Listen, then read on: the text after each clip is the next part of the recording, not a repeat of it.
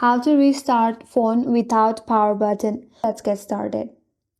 So first of all, open up settings in your mobile device. Now under the settings page, scroll down and there you'll find accessibility and tap on it. Here scroll down again and then tap on accessibility menu. After that, turn on this toggle that says accessibility menu shortcut. Then tap on allow. Then tap on got it.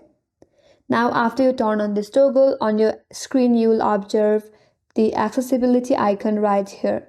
Now go back to your home screen and from here tap on this accessibility menu from your screen.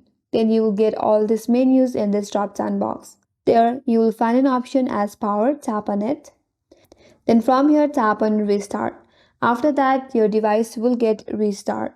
And that's all for today's video. Hope this video helped you, and if you are new to our channel, make sure to subscribe, like, comment and hit that notification bell icon. Thanks for watching and I will see you on the next video.